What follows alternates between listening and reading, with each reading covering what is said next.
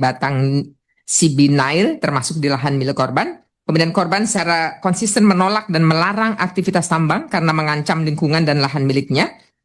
Berpotensi merusak batu besar yang disakralkan sebagai pelindung desa dari banjir. Kemudian terkait kronologi peristiwa, ini hampir serupa dengan tadi yang disampaikan oleh Ibu Anis dan juga oleh dari Dirjen HAM sebagian serupa. Jadi saya mohon izin saya membacakan yang secara khusus ditemukan oleh Komnas Perempuan.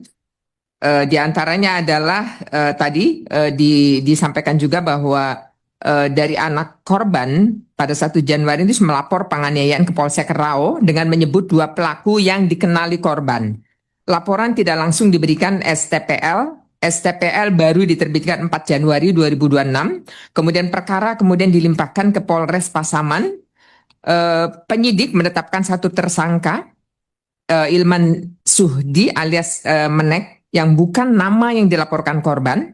Kemudian pada 6 Januari kasus mendapat perhatian publik setelah video kondisi korban viral diikuti dengan hilangnya alat berat dari lokasi tambang. Tanggal 6 Januari ada 1 orang yang mengaku sebagai pelaku pengeroyokan dan menyerahkan diri ke Polres Pasaman kemudian ditahan. Rekonstruksi dilakukan 27 Januari 2026 dengan 2 versi kejadian. Jadi ada rekonstruksi versi korban di satu sisi, di sisi yang lain ada versi kejadian menurut tersangka. Kemudian 1 Januari dikeluarkan dari masyarakat adat. Ini pemuka adat Dusun 6 Lubuk Aro menggelar musyawarah tanpa melibatkan korban. Diputuskan bahwa korban dikeluarkan dari masyarakat adat dan tidak lagi diurus urusannya di kampung. Keputusan adat diumumkan ke publik dan berlaku sanksi sosial bagi siapapun yang membantu korban. Akibat keputusan tersebut, korban diasingkan secara sosial, kehilangan tempat tinggal dan martabatnya tercoreng. Korban juga terpaksa pindah dan tinggal di rumah anaknya di wilayah lain karena tidak diterima lagi di kampung awalnya, di kampung asalnya. Kemudian 9 Januari, SPHN dengan nomor SPDP garis miring 01 garis miring 1 garis miring res titik 1 titik 6 2006 Reskrim tanggal 8 Januari 2026 atas nama Ilham Sihdi alias Menek ke Kejaksaan Negeri Pasaman. Kemudian 26 Januari mengirimkan surat keberatan mengenai adat. Berikutnya kerangka analisis kerangka kekerasan berbasis gender. Korban adalah orang yang mengalami penderitaan fisik, mental, dan kerugian ekonomi yang diakibatkan oleh suatu tindak pidana. Ini ada di pasal 3 Undang-Undang Perlindungan Saksi dan Korban. Kemudian diskriminasi ini adalah perbedaan pengucilan atau pembatasan yang dibuat atas dasar jenis kelamin yang berkaitan atau bertujuan untuk mengurangi atau menghapuskan pengakuan, penikmatan atau penggunaan hak asasi manusia dan kebebasan pokok di bidang politik, ekonomi, sosial, budaya, sipil, atau lainnya oleh perempuan terlepas dari status perkawinan mereka atas dasar persamaan antara laki-laki dan perempuan.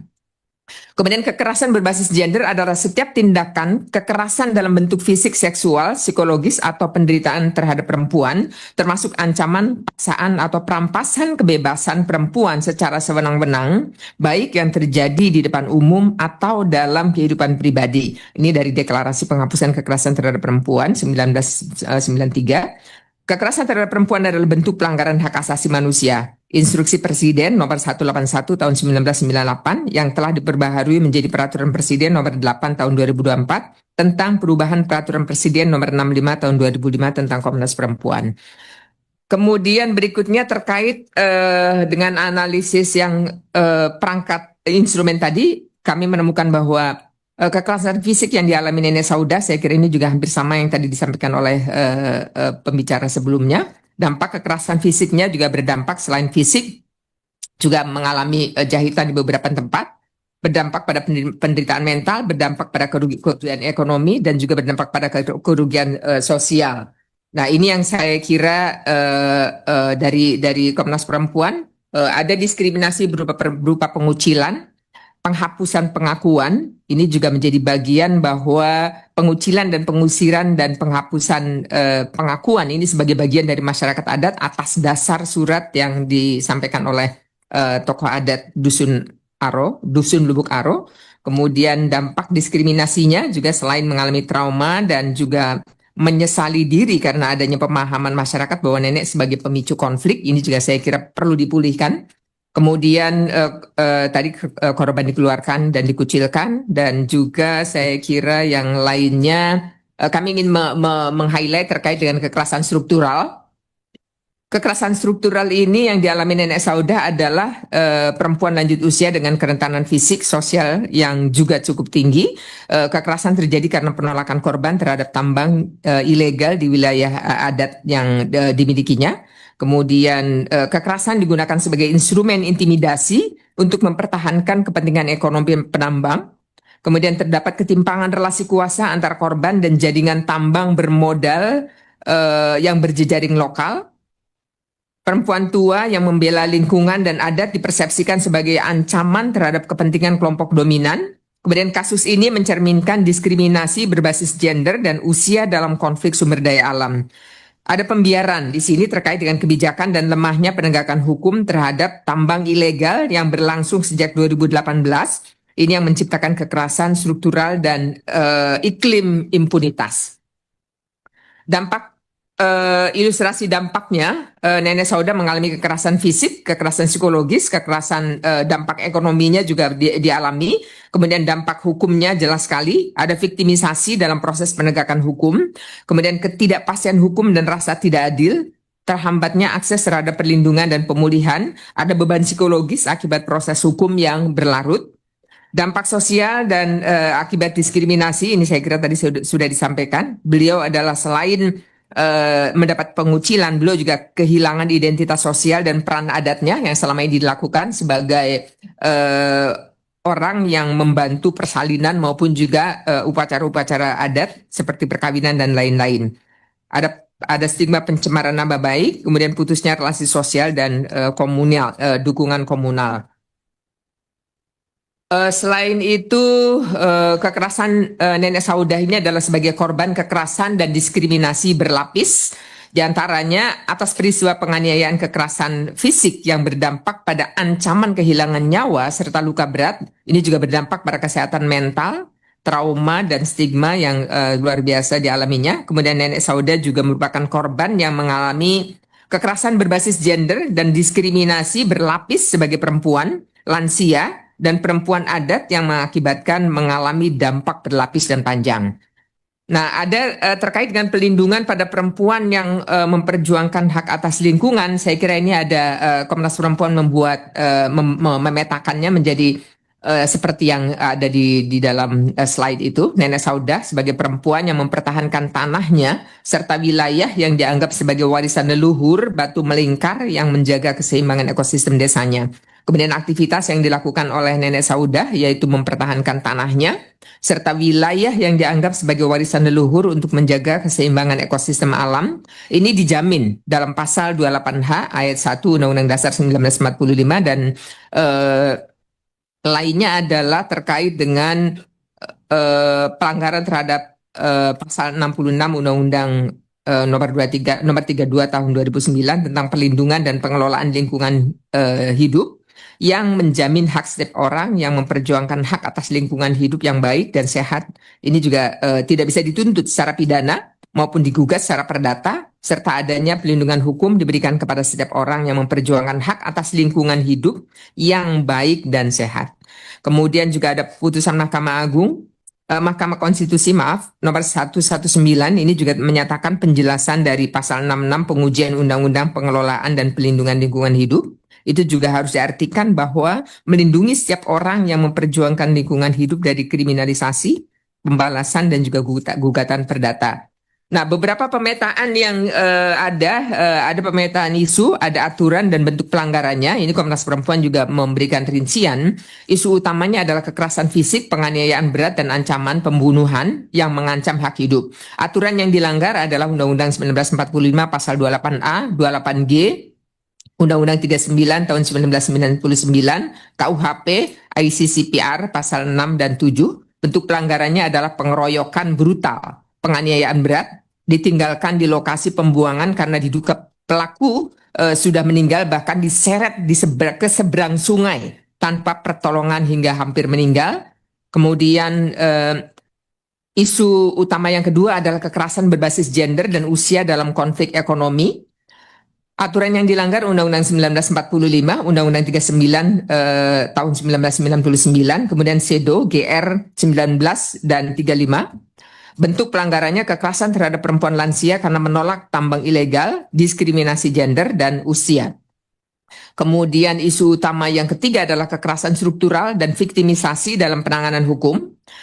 Aturan yang dilanggar Undang-Undang 1945 pasal 28D, 28G, Undang-Undang 39 tahun 99, juga Undang-Undang nomor 12 tahun 2022, Undang-Undang TPKS, prinsip due diligence HAM.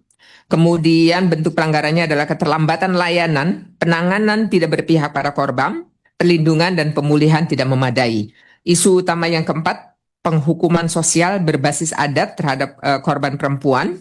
Aturan yang dilanggar Undang-Undang Dasar 1945 pasal 28G, 28I, kemudian Undang-Undang 39 tahun 99, kemudian SEDO, prinsip non-diskriminasi. Bentuk pelanggarannya pengucilan adat, pencabutan hak sosial dan tempat tinggal, stigma terhadap korban.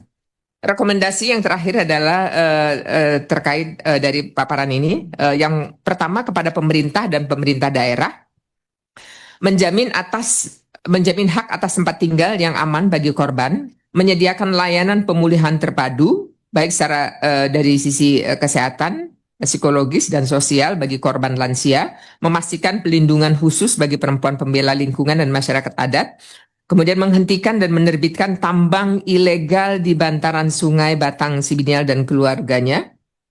Dan keluarga, membangun transformasi sosial dari potensi konflik horizontal atas perbedaan pandangan dalam penyikapan tambang emas.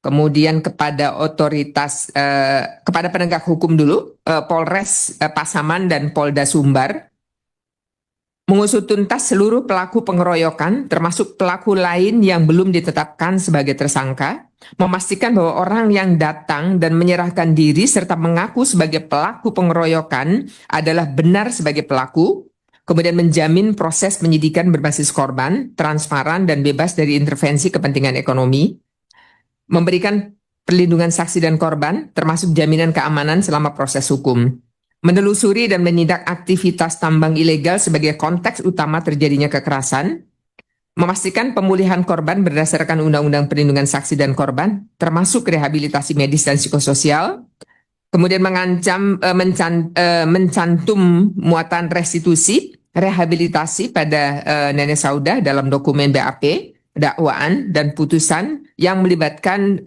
Nenek Saudah dan keluarga dan atau kuasa hukumnya. Kemudian kepada otoritas adat meninjau dan mencabut keputusan adat yang mengucilkan korban. Alhamdulillah sudah keluar. Terima kasih. Surat keputusan dari lembaga adat sudah mencabut, memulihkan martabat, nama baik dan status sosial korban di komunitas adat, menjamin mekanisme adat yang adil, inklusif dan tidak diskriminatif terhadap perempuan, melibatkan perempuan dalam pengambilan dan pengembangan keputusan mengenai sistem pengelolaan tanah ulayat perempuan dan perannya sebagai bunda kandung, kemudian menghentikan praktek penghukuman sosial terhadap korban kekerasan. Demikian, terima kasih. Kurang lebihnya mohon maaf. Assalamualaikum warahmatullahi wabarakatuh. Waalaikumsalam. Lanjut LPSK. Bismillah.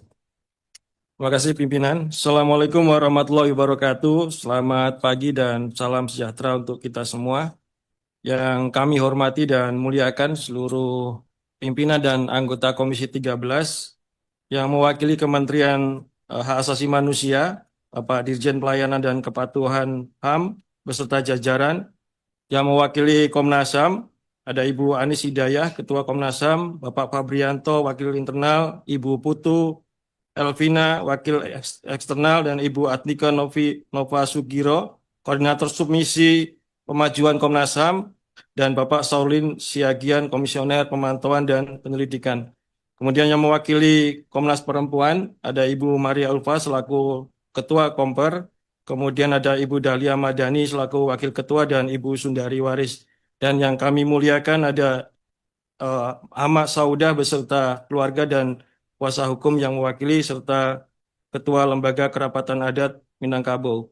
Ibu Bapak pimpinan dan anggota Komisi 13 yang kami hormati, pertama kami sampaikan permohonan maaf karena hari ini sebetulnya sidang Mahkamah Pimpinan LPSK yang memutuskan setiap kasus yang masuk ke LPSK. Oleh karena itu, Ketua dan beberapa pimpinan menugaskan kami, saya dan Ibu Susila Ningtyas ada di paling ujung, Pak Ketua, dan didampingi oleh Kepala Biro Penelahan Permohonan terkait dengan kasus yang dialami oleh Ama Saudah.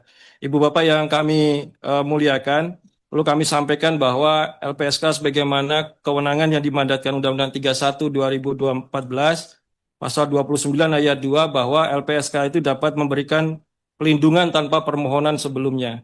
Oleh karena itu, terhadap kasus-kasus yang memiliki atensi publik, termasuk diantaranya kasus yang dialami oleh Ama Saudah, LPSK sudah melakukan upaya atau tindakan proaktif pada tanggal 6 Januari 2026 dengan menugaskan kantor perwakilan LPSK dengan dibantu oleh rekan-rekan mitra SSK yang ada di Sumatera Barat. Mohon izin Bapak, Ibu pimpinan dan anggota Komisi 13, saya untuk tidak membacakan lagi kronologis bagaimana yang tadi disampaikan hampir sama dengan yang disampaikan oleh dari Kementerian HAM, dari Komnas HAM maupun dari teman-teman dari Komnas Perempuan. Ibu Bapak pimpinan yang kami hormati, adapun yang tindakan yang sudah dilakukan LPSK, pertama adalah kami sudah melakukan penjangkauan, tadi juga saya sampaikan di awal, baik melalui kantor perwakilan maupun melalui mitra LPSK pada tanggal 7 Januari 2026. Dari penjangkauan tersebut sudah diidentifikasi kebutuhan pelindungan yang dimintakan oleh pemohon, dalam hal ini Ibu atau Ama Saudah. Pertama adalah kebutuhan untuk pemenuhan hak prosedural atau pendampingan hukum, kemudian ada pendampingan medis, bantuan medis, psikologis, dan penghitungan restitusi yang disampaikan kepada LPSK pada tanggal 8 Januari 2026. LPSK juga sudah melakukan koordinasi dan pendalaman informasi dengan Polres Pasaman dengan nomor surat R643 4.1 IP LPSK 01 2026. Dan yang terakhir, LPSK juga sudah melakukan wawancara awal dengan korban, dalam hal ini Ibu Saudah dengan beserta keluarganya terkait dengan kebutuhan pelindungan lebih lanjut. Ibu Bapak pimpinan dan anggota Komisi 13 yang kami hormati, terkait dengan perkembangan proses hukum, perlu kami sampaikan bahwa berdasarkan koordinasi kami dengan penyidik dari Polres Pasaman, bahwa pasal yang dikenakan adalah pasal penganiayaan sebagaimana dimaksud dalam pasal 466 ayat 1 dan 2 KUHP nomor 1 tahun 2023. Dan sesuai dengan laporan pemohon, telapor adalah saudara YM dan D. Namun berdasarkan bukti yang didapat bahwa perkara yang dilaporkan oleh saudara Ilhamuddin atas nama korban Ama Saudah merupakan tindak pidana penganiayaan sebagaimana dimaksud pada pasal 466 ayat 1 dan 2 KUHP. Dan tersangka atas nama IS ini merupakan anak dari terlapor atas nama YM. Hal tersebut dikuatkan dengan keterangan saksi-saksi yang melihat langsung di lokasi atas nama D, I, A, dan L. Ada 4 saksi yang ada di lokasi dan melihat langsung kejadian tersebut. Dan berdasarkan saksi-saksi yang berada di lokasi, antara lain nama D, I, kemudian DA dan A, L, N, L, S, dan YM tidak ada di lokasi sewaktu penganiayaan yang dialami oleh Ama Saudah. Hal tersebut dikuatkan oleh saksi alibi YM yang telah dilakukan pemeriksaan atas nama MR, M, kemudian N, RL, N, I, R, N, dan F. Dan berdasarkan keterangan dari saudara D, saudara terlapor, berdasarkan keterangan saksi D, A, I, L, dan L, serta pengakuan tersangka bahwa saudara D tidak melakukan penganiayaan kepada Ama Saudah sebagaimana yang disampaikan oleh tersangka itu sendiri atas nama IS. Dan berdasarkan laporan koordinasi kami dengan Polres Pasaman Tengah, hari ini sudah melengkapi P19 dan akan masuk pada tahap ke-1 di hari ini tanggal 2 Februari.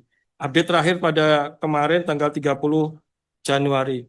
Ibu Bapak pimpinan dan anggota Komisi 13 yang kami hormati, Dari temuan LPSK ada dua kronologis yang perlu kami sampaikan.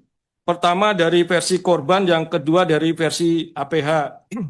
Pertama dari versi korban, bahwa peristiwa terjadi tanggal 1 Januari 2026, di mana pemohon atau korban mendatangi Sungai Batang Sibinail di Nagari Lubu Aro Pasaman untuk menegur penambang yang beroperasi di lahan miliknya. Meski sempat berhenti, penambang kembali bekerja selepas maghrib, sehingga pemohon mendatangi lokasi sambil membawa senter. Di tengah jalan, pemohon dilempari batu dan dikeroyok oleh 4 orang, di mana menurut informasi dari pemohon, 2 orang dikenal dan 2 orang tidak dikenal. Sehingga atas pengeroyokan itu, pemohon kemudian pingsan. Pukul 3 dini hari, pemohon sadar dan berusaha pulang dengan kondisi luka yang cukup parah. Kemudian pemohon kembali pingsan di depan rumahnya sebelum akhirnya ditemukan keluarga dalam keadaan babak belut. Ini versi dari korban. Sedangkan versi dari APH, kami perlu sampaikan bahwa kejadian dimulai pada saat pelaku, yang sekarang ini sudah jadi tersangka, yaitu saudara IS, diberitahu oleh operator bahwa korban datang. Pelaku kemudian mendatangi korban di tepi sungai dan melemparinya dengan batu. Korban kemudian berjalan ke arah hulu sungai. Setelah mengambil barang di camp, pelaku kemudian mengikuti korban sampai ke hulu bersama saksi D dan I. Pelaku kembali melempar korban dengan batu. Ketika korban dan pelaku berhadapan dalam jarak dekat, sekitar setengah meter, pelaku meninju korban beberapa kali hingga terjatuh. Kemudian melakukan pemukulan dengan cukup brutal. Para saksi yang melihat kejadian ini dari jarak sekitar 7 meter, namun tidak sempat melerai karena kejadiannya sangat cepat. Ini versi dari APH. Ibu Bapak pimpinan dan anggota Komisi 13 yang kami hormati, atas dasar wawancara kami dengan korban atas nama Ahmad Saudah, pertama adalah kami sudah mengidentifikasi kondisi medisnya, bahwa sekarang ini ada 7 jahitan di kepala dan 5 jahitan di bibir dengan lebam di sekitar mata, pusing berulang, sempat pingsan dan ditemukan di semak-semak. Ada indikasi luka dalam karena pusing mendadak hingga pingsan, dan usia beliau yang sudah menjelang 68 tahun cukup memberatkan pemulihan tersebut. Kami juga sudah mohon izin kepada Ibu Ahmad Saudah untuk hari ini sekiranya diizinkan kami akan melakukan asesmen medis lebih lanjut terkait dengan kebutuhan medisnya. Yang selanjutnya terkait dengan kondisi psikologis. Pemohon dalam hal ini Ahmad Saudah sering melamun dalam waktu yang cukup lama. Lalu setelah melamun kemudian mengalami pusing kepala. Pemohon juga cenderung diam dibandingkan biasanya. Nah, keluarga melihat perubahan ini cukup signifikan bahkan dibandingkan sebelum kejadian terjadi. Dalam hal melakukan kerja-kerja perlindungan, LPSK juga selalu mengidentifikasi kerjasama apa saja yang kemudian dapat kita lakukan terutama dengan pemerintah daerah. Dan terkait dengan pendampingan, keluarga pemohon menyampaikan bahwa pemohon sampai hari ini belum didampingi oleh instansi pemerintah lainnya. Terkait dengan pembiayaan medis awal ditangani oleh Bupati, namun medis lanjutan belum ada yang membiayai hingga bantuan hingga hari ini. Oleh karena itu, nanti ke depannya Bapak Ibu pimpinan dan anggota Komisi 13, kami mohon izin terkait dengan bantuan medis lanjutan dapat dibantu oleh LPSK. Selanjutnya terkait dengan kebutuhan psikososial untuk mengembalikan keluarga atau korban kembali pulih ke masyarakat. Bahwa pemohon bekerja sekarang ini sebagai petani dengan mengelola lahan pribadi sekitar 30 kali 30 meter. Kemudian pemohon berharap bisa mendapat bantuan untuk memperbarui alat-alat untuk bertani, membeli pupuk dan bibit untuk aktivitas pemohon dalam bentuk modal usaha. Nah, kewenangan untuk memberikan bantuan psikososial juga bisa kami berikan nanti ke depannya untuk agar Ibu Saudah bisa pulih kembali ke masyarakat. Ibu Bapak pimpinan dan anggota Komisi 13 yang kami hormati, kami juga telah mengidentifikasi ancaman bahwa sampai hari ini meskipun setelah kejadian penganiayaan itu dilakukan, pemohon ini sudah dikeluarkan dari masyarakat adat. Tadi juga Pak Ketua Adat sudah mengeluarkan surat pemulihan terhadap nama baik beliau, dan kami bersyukur atas hal itu. Terkait dengan ancaman belum ada ancaman yang cukup signifikan sehingga belum ada kebutuhan untuk bisa memberikan perlindungan fisik bila mana nanti dibutuhkan kami siap untuk bekerja sama dengan Polda atau aparat kepolisian. Terkait dengan rencana tindak lanjut Bapak Ibu pimpinan dan anggota Komisi 13, ada 4 yang kami akan lakukan. Pertama adalah kami akan melakukan asesmen psikologis lebih lanjut termasuk asesmen medis dan kebutuhan psikososial dari korban. Kemudian kami juga akan melakukan identifikasi ancaman bila mana nanti ada eskalasi ancaman lebih lanjut dan semoga-moga tidak akan pernah terjadi terkait nanti kebutuhan untuk melakukan perlindungan fisik. Kemudian LPSK juga akan berkoordinasi dengan Polres Pasaman dan aparat penegak hukum lainnya untuk kebutuhan perlindungan fisik yang tadi saya sampaikan. Dan yang terakhir, karena sudah ada penetapan tersangka dan ada penahanan, kebutuhan terkait dengan penghitungan restitusi sudah bisa dilakukan LPSK sejak hari ini. Demikian kami sampaikan Bapak Ibu pimpinan dan anggota Komisi 13, kurang lebihnya kami mohon maaf. Wassalamualaikum warahmatullahi wabarakatuh. Waalaikumsalam. Mak Saudah ini didampingi pengacara dari Keluarga, keluarga Pak. keluarga. Apakah Mak Saudah bisa berbicara Pak? Etek nak mengecek atau aku?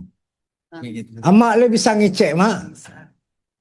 Izin katanya diwakilkan ke saya, Pak Pimpinan. Hah? Diwakilkan ke saya katanya.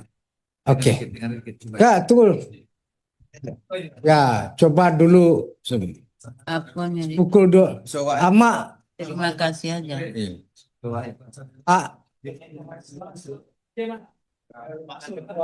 nggak apa-apa nanti saya jadi penerjemahnya.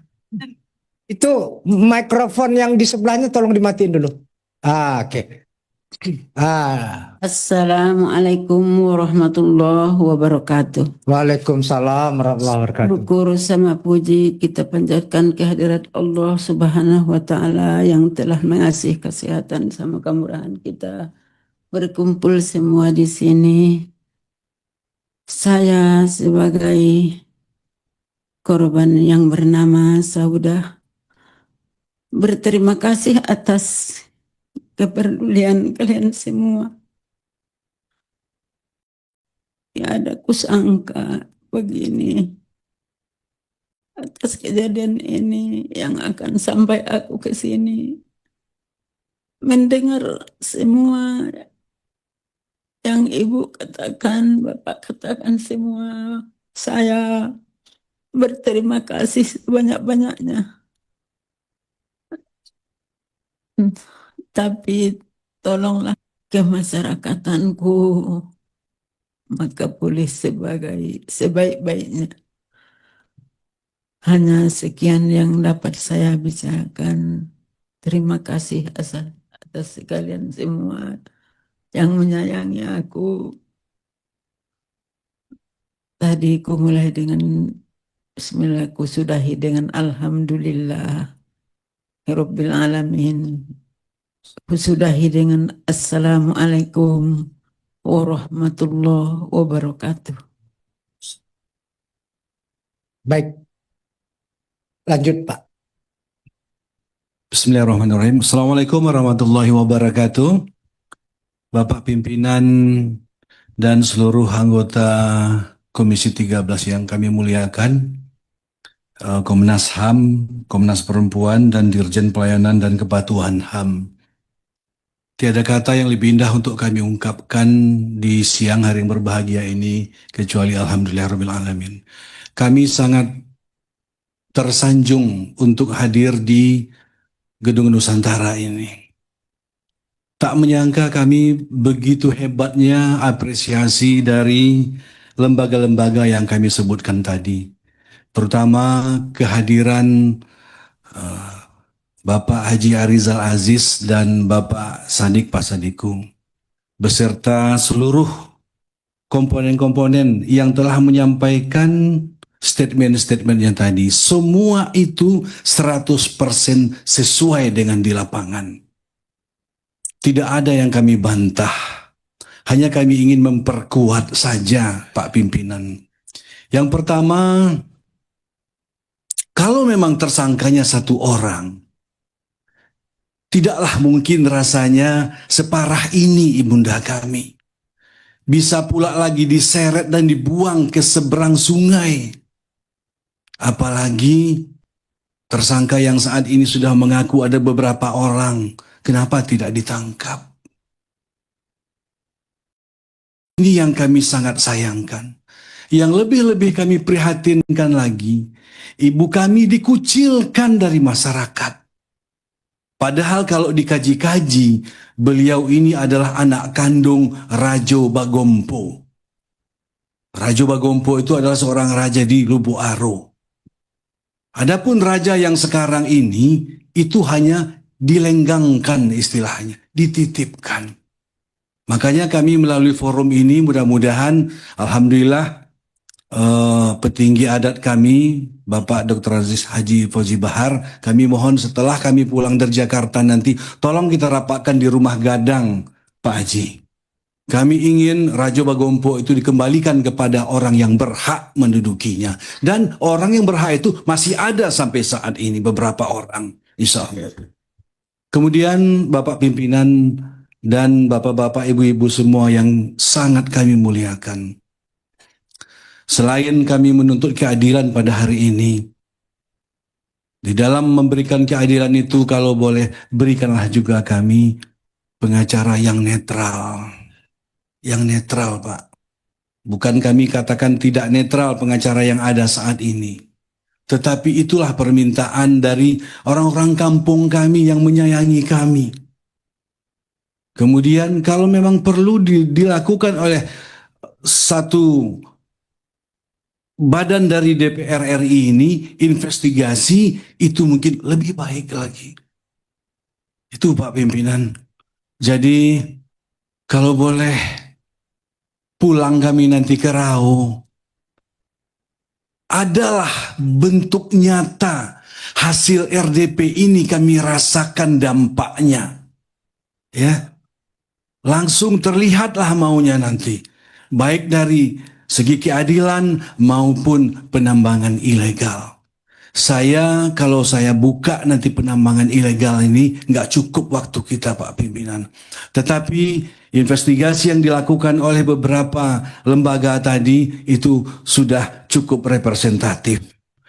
Demikian Pak Pimpinan, atas nama keluarga kami mengucapkan jazakumullah khairan kasiron. Mudah-mudahan keadilan dan kebenaran semakin tegak di NKRI ini. Terima kasih. Assalamualaikum warahmatullahi wabarakatuh. Terakhir, Mak Datuk, Siap. ini Pak Fauzi Bahar, Pak. Ketua Elkam, Lembaga Kerapatan Adat Alam Minangkabau. Silakan Pak Fauzi. Saya yang balam jo barabah lalu balam mandi pucuk cimpago orang patahkan. Saya yang salam jo sambah lalu salam kembali mohon jo ampun ambo pintokan. Yang sama kita muliakan Bapak Ketua Komisi 13 DPR RI, yang kami muliakan seluruh anggota Komisi 13, terkhusus Bapak Haji Rizal Aziz dan Bapak Sadik Pasadiku, Komisi HAM, Komisi Perlindungan Perempuan, Bapak Menteri Hukum dan HAM yang diwakili oleh Bapak Dirjen Kepatuhan HAM, LPSK, Walhi, seluruh tokoh yang hadir, rekan-rekan wartawan, hadirin yang tidak kami sebutkan satu persatu. Pertama sekali kekaguman kami kepada Komisi 13 yang begitu membawa ini ke ranah biar ini terbuka keseluruhan apa yang dialami oleh Ibu Saudah ini. Yang kedua, kami Lembaga Kerapatan Adat Alam Minangkabau yang membawahi anak kemenakan kami di seluruh ranah Minang dan Sumatera Barat, bahwa telah terjadi sebuah kekerasan. Tapi ini Pak Ketua, kita anggaplah seperti Nabi Yusuf dibuang oleh kakaknya ke sebuah sumur. Inilah menyebabkan Nabi Yusuf jadi seorang Perdana Menteri. Dari itu juga seperti telah diberikan oleh Bapak Presiden kepada Marsina 10 November yang lalu, pahlawan yang telah gugur 40 tahun yang lalu, hari ini baru mencuat. Saya berharap juga nenek Saudah ini, mak Saudah ini, ya, karena kami di ranah Minang, sebetulnya Minangkabau yang sangat menghargai perempuan. Ibu bagi kami di Minangkabau ini adalah segala-galanya. Minangkabau yang garis matriarkat ini di dunia ini cuma ada 3. Di Minangkabau, kemudian di Yahudi, di Israel, kemudian di India. Tapi di dua daerah itu boleh memilih. Tetapi di Minangkabau, ibu adalah barisan yang sangat kita muliakan. Dari itu, Lembaga Kerapatan Adat, kami bacakan keputusan kami. Pucuk pimpinan Lembaga Kerapatan Adat Alam Minangkabau, Elkam Sumatera Barat nomor 19, garis miring Elkam, Sumatera Barat, garis miring 1 Romawi, garis miring 2006. Dengan memperhatikan surat yang dibacakan dari Lubuk Aro yang memutuskan Ibu Saudah dibuang dari masyarakat, sekaligus surat permohonan dari Ibu Saudah membatalkan keputusan Musyawarah Pemuka Masyarakat Padang Aro tanggal 1 Januari 2026 yang membuang atau melepaskan ibu dari adat dan wilayah di Rau. Mengembalikan nama baik Ibu Saudah. Mengembalikan marwah dan hak-hak Ibu Saudah sebagai anggota masyarakat. Dengan demikian keputusan ini untuk dapat dimaklumi, Padang 30 Januari 2026, pucuk pimpinan Lembaga Kerapatan Adat Alam Minangkabau, Profesor Dr. Haji Fauzi Bahar, MSI Datuk Sati, dan Sekjen Dr. Andes Jasman Master Manajemen Datuk Bendaro Benang. Kami tembuskan kepada Bapak Ketua Komisi 13. Kami tambahkan Bapak Ketua, bahwa ini memang seperti kami bilang pahlawan tadi. Kenapa? Orang Pasaman ini salah satu mata pencariannya adalah bertabak ikan. Dari penggalian tambang ini air keruh terus, sehingga di bagian bawahnya itu yang tadinya beternak ikan yang mensuplai Riau ya dan Sumatera Utara bagian selatan, dari Rau inilah ikannya. Sekarang tidak bisa beternak ikan lagi karena penambangan ini bikin air keruh terus. MCK. Kenapa? MCK. Ya, mereka tidak bisa lagi mandi ke sungai. Yang tadinya sungai itu adalah tempat mereka mandi, mereka mencuci, dan sebagainya, sehingga tidak bisa lagi digunakan. Dari itu tepat sekali Komisi 13 mengangkat ini dan hendaknya menjadikan keputusan kita bersama agar semua masyarakat menikmati dari alam mereka sendiri. Ini hanya segelintir orang yang mendapat keuntungan dari tambang ini. Inilah harapan kami selaku Ketua Lembaga Kerapatan Adat. Semoga Bapak Ketua memutuskan sesuatu hal yang bermanfaat untuk seluruh masyarakat Pasaman. Terima kasih. Salah dan jangan mohon maaf. Assalamualaikum warahmatullahi wabarakatuh. Salam Allah. Terima kasih Pak Fauzi. Kita serahkan pada anggota sekarang. Pertama tentu kepada Saibul Hajat, Josal.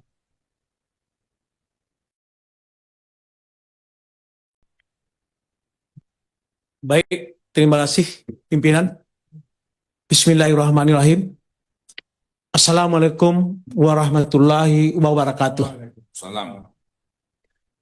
Yang sama-sama kita muliakan, yang kita hormati pimpinan Komisi 13 dan seluruh anggota, terkhusus yang saya hormati Nini Mama, pemuka masyarakat, Ketua Elkam Sumatera Barat, Bapak Datuk Sakti, Profesor Dr. Fauzi Bahar, dan juga Bapak Dirjen, ya, Dirjen HAM, Ibu Ketua Komnas HAM, Komnas Perempuan, dan LPSK, terkhusus Ibunda Saudah dan keluarga.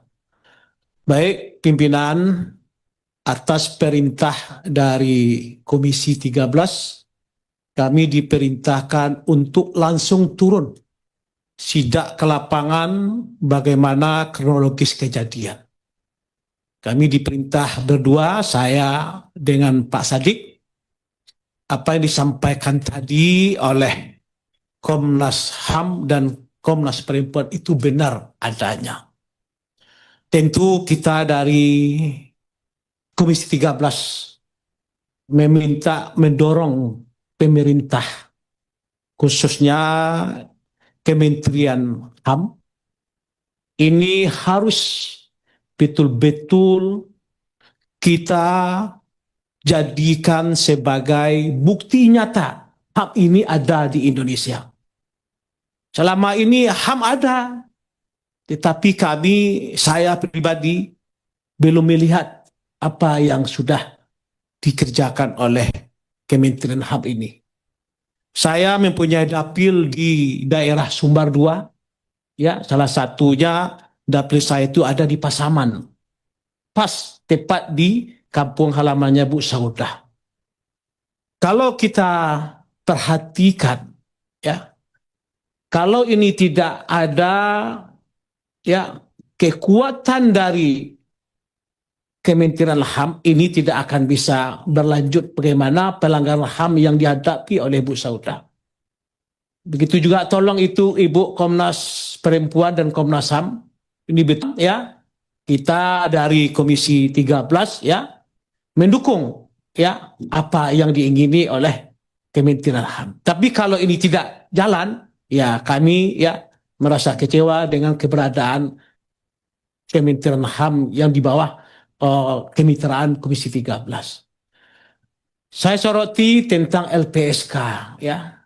Lembaga ini betul-betul perhatian kepada masyarakat kita, khusus Ibu Saudah. Tadi sudah kami dengarkan bagaimana yang Bapak sampaikan tentang antara korban dan pelaku. Pelaku pasti membela diri, korban yang menyaksikan, korban yang merasakan. Kalau si pelaku pasti dia bilang, enggak, saya sendiri, saya tidak pelaku. Ini saya minta kepada LPSK, tolong lindungi masyarakat kami, ya, yang mana Ibu Saudah kita tahu, ya, betul-betul dilindungi, ya, apakah itu korban dan juga saksinya. Dapat sayapnya. Jadi untuk itu, sekali lagi, khusus untuk kepada Ketua LK dan Kabau, tolong segera mungkin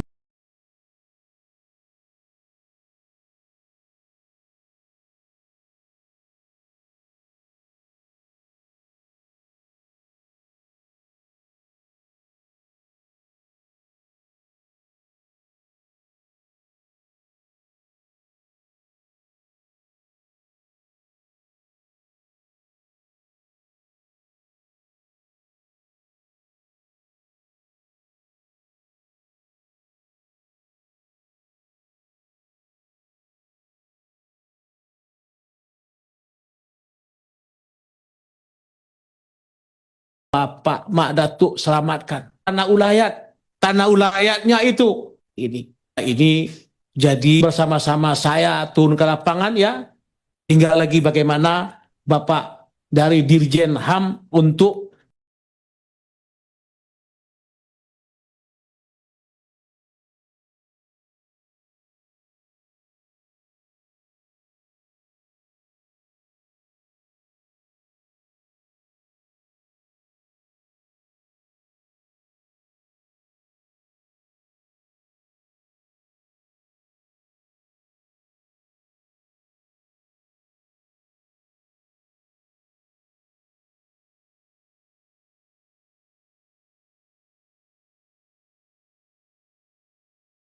menindaklanjuti kasus ini, betul-betul ini pelanggaran. Fauzi Bahar, Datuk Sati, Ketua Lembaga Kerapatan Adat Alam Minangkabau. Saya harus menyahauti beliau terlebih dahulu karena beliau ini adalah orang yang gedang, orang yang besar di lapangan. dan orang Baga yang ada di balai atau orang Baga yang ada di pasar. Makanya saya sauti dulu sebagai penghormatan bagi saya, dan beliau sangat luar biasa dalam menunjang bagaimana penyelesaian Ibu Saudah ini. Kemarin juga ikut bersama kami ke Pasaman. Kemudian saya tidak akan mengontari yang lain. Menurut saya sudah cukup dari Kementerian HAM, dari dari Ketua Komnas HAM dan Komnas HAM Perempuan, dan yang lain-lain tadi telah menyampaikan. Begitu juga dari Ibu Saudah. Tapi saya menyampaikan terima kasih kepada Ketua Komisi 13 yang sangat respon terhadap apa yang terjadi, dan kami ke lokasi Ibu.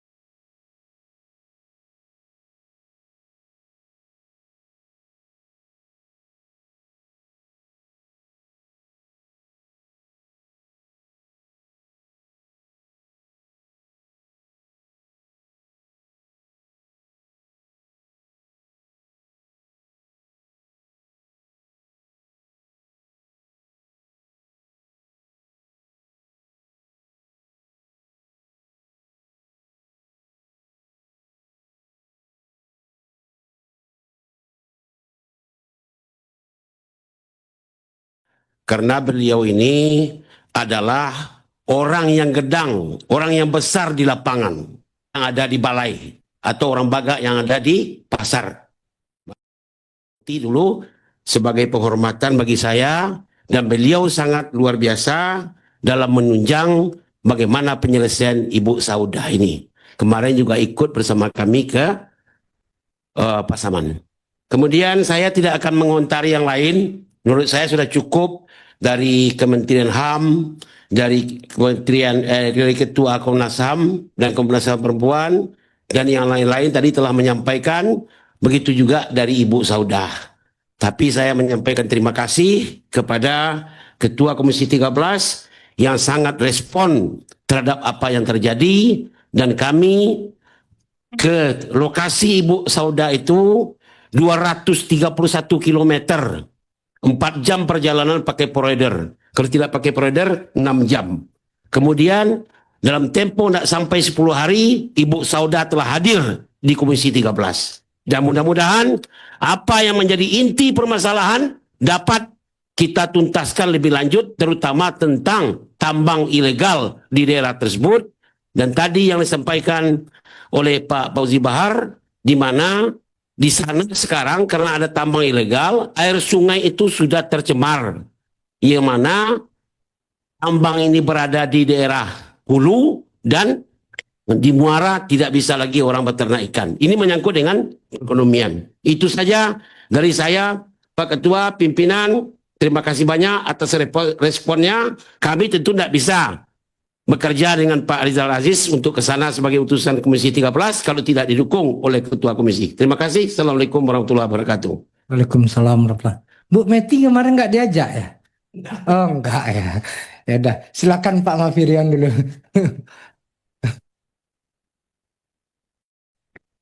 Bismillahirrahmanirrahim. Assalamualaikum warahmatullahi wabarakatuh. Yang saya hormati Datuk Sati, Kodi Bahar, Nenek, Saudah. Bang, balas dulu pantunnya Bang. Hah? Balas dikit Bang. Hah? Beko panjang mana? Nggak apa. Bapak Ibu dari Kementerian HAM, Komnas HAM, Komnas Perempuan, LPSK, dan yang lainnya. Pimpinan, seanggota, peristiwa yang begini ini pernah terjadi dulu di Baltik, Peru pada tahun 1920. Kemudian 109 tahun kemudian terjadi lagi di Papua. Yosepa, Ibu Yosepa Anama, yang kemudian mendapat penghargaan, Mama Yosepa mendapat penghargaan Yap Tiam-hin dan Nobel Lingkungan tahun 1991. Jadi kata-kata yang tepat itu bahwa yang begini nih zaman kolonial. Kalau hari ini terjadi, berarti kita masih ada kolonial. Satu-satunya cara harus dilawan. Harus dilawan dan tidak boleh berhenti pada satu orang yang sekarang ditangkap. Dan kita semua sudah menyebutkan, artinya ini pengakuan secara hukum bahwa ini ada kasus tambang. Tanahnya tanah nenek Saudah. Pelakunya bukan satu, secara logika satu orang tidak mungkin bisa mengangkat nenek Saudah dan membuang melalui sungai. Jadi logikanya itu. Dan ini kita harus bersama-sama melawan. Sampai kapanpun harus kita lawan. Sampai kita menemukan siapa sebenarnya pelakunya. Jadi nggak boleh dibiarkan. Saya berharap rekomendasi Bapak Ibu, rekomendasinya Komnas HAM, rekomendasinya Komnas Perempuan, jangan lagi seperti rekomendasi di masa lampau. Hanya rekomendasi kemudian tidak diperdulikan oleh lembaga yang harus menjalankan rekomendasi itu, kemudian kita biarkan. Harus dikawal. Kalau perlu kita bikin gugatan karena tidak menjalankan rekomendasi. Karena pemerintah tidak bisa menjalankan rekomendasi yang sudah kita berikan dan ini fakta, ya kita gugat. Ya, LPSK harus memberi perhatian. Kalau perlu sewain nenek saudanya rumah sampai persoalan ini selesai. Kita dukung itu. Sewakan rumah, berikan kehidupan, perbaiki traumanya, diobati semuanya. Komisi 13 sama-sama pasti mendukung itu. Jadi nggak boleh kita hanya bertemu di sini cerita gitu loh. Kita mau kasus ini sama baiknya dan selesainya seperti kasus Oci. Harus benar-benar selesai. Harus kita bawa ke pengadilan dan orang yang bersalah benar-benar harus dihukum. Kalau melihat sekarang pemeriksaan saya baca terus, saya lihat ada satu orang yang mengaku, nggak ada di zaman sekarang ini tanpa ada sutradara orang kemudian mengaku itu nggak ada. Datang mengaku ke polisi bahwa saya itu nggak ada. Logika kita harus kita jalankan. Dan tidak boleh ada yang disembunyikan. Jadi, satu kata Ketua, ini harus dilawan dan benar-benar masuk ke jalur pengadilan dan orang yang bersalah harus kita hukum. Itu mungkin dari saya. Terima kasih. Walahul muwaffiq ila aqwamit thoriq. Assalamualaikum warahmatullahi wabarakatuh. Terima kasih. Golkar, Pak Umbu ada atau yang lain? Silakan. Ya, di sini. Assalamualaikum warahmatullahi wabarakatuh. Salam sejahtera, salam untuk kita semua. Baik, ini saya lihat lengkap semua ini. Ada Komnas Dirjen ya, Dirjen, Direktur Jenderal Pelayanan dan Kepatuhan ya, HAM. Ada Ketua Komnas HAM, ada Ketua Komnas Perempuan, dan seluruh jajaran dan Ibu Nenek Saudah juga ada beserta pemangku adatnya. Izin pimpinan saya ke Dirjen Pelayanan dan Kepatuhan HAM dulu. Di sini apakah tadi Bapak sudah paparkan di sini bahwa telah melakukan koordinasi dengan Polres Pasaman dan masih dalam status lidik atau penyelidikan. Ya. Sedangkan korban sudah ada dan ini lama. Peristiwa ini sudah lama. Seharusnya sudah meningkat ke sidik dan tadi dijelaskan sudah ada P19. Nah, di sini yang harus kita lihat dan harus kita dorong. Karena disinilah gunanya Kementerian HAM, Komnas HAM, dan Komnas Perlindungan Perempuan ini. Di sini saya melihat ada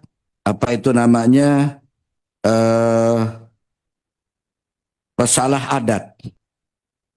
Itu saya di Kalimantan Tengah ada ketua adat di Kalimantan Tengah di bawah ketua umum.